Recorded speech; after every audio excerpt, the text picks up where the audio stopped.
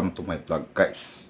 So today's video, ito ay tungkol naman sa mga healthy benefits sa ating katawan. So ating katawan mga guys ay makasakit ito dahil din sa ating mga kinakain.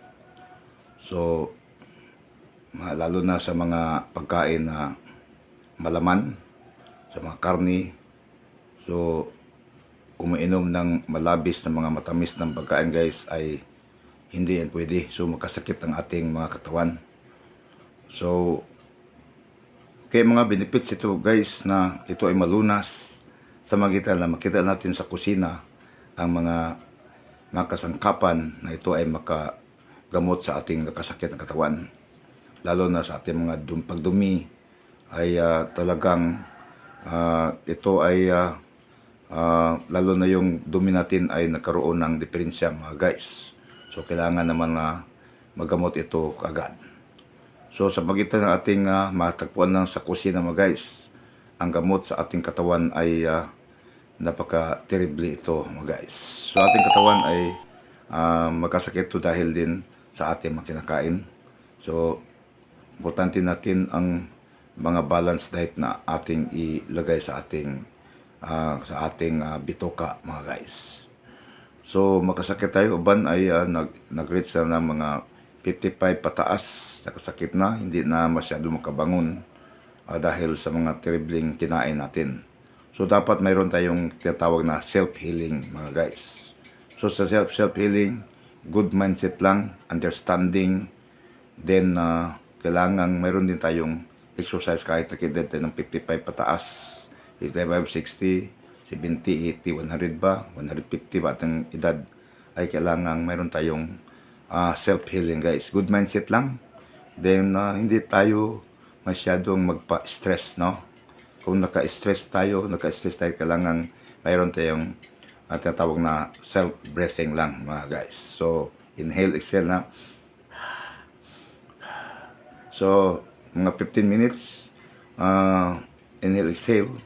Importante lang guys sa ating katawan ang self-healing or iba't ibang pamaraan sa pag-healing sa ating katawan mga guys. So importante natin ang ating pagka-doktor din sa ating bahay na kailangan alam natin na hindi tayo magkasakit. Then understanding is very important also na self-healing ang ating katawan.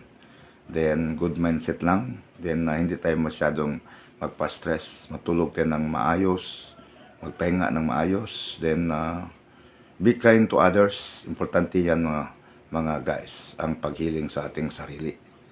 Then isa sa mga paghiling sa ating sarili ay ito ang makita lang sa ating kusina or sa tindahan, bumili tayo ng kalamansi or lemon ba.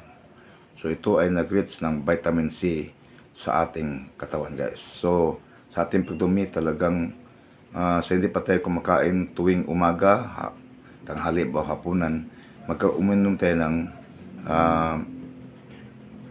tubig na maligamgam. No, tubig na maligamgam, hindi masyado mainit. Ilagay ito ang kalamansi sa may ipiga lang natin guys, itong kalamansi. So ito ay isa sa mga self-healing din natin guys. Ang makita lang, tagpuan natin sa ating kusina ang mayroon tayong tubig, tasa at kalamansi. So hindi pa tayo kumakain before we eat our breakfast or lunch ba or dinner, we're going to have this self-healing mga guys. Itong limon, ito ay maghugas sa ating ilalim guys, sa ating portion sa ating katawan, sa mga bitoka, ito ay maghugas para self-healing ang ating mga ilalim sa ating katawan.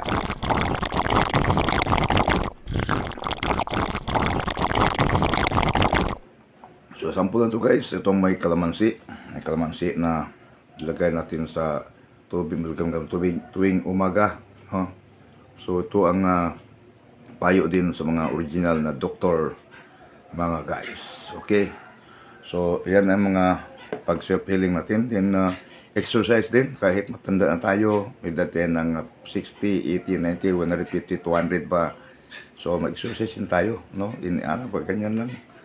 Dayon Importante yun guys ang ating self-healing palagi. Good mindset, understanding, and we'll take the simple medicine in our kitchen like wetago, limoncito, and others. No, importante din ang luya din, importante malaga din ilagay sa talagang mga tubig tuwing hindi pa tayo magkaroon ng pagkain diyan sa ating breakfast. Maraming salamat sa panood. Simple guys, maghugas ating katawan. Ito ay talagang importante ating sulbayan lagi. Thank you very much. Don't forget to follow, like, and share. Terso Abler Remulyo mga guys.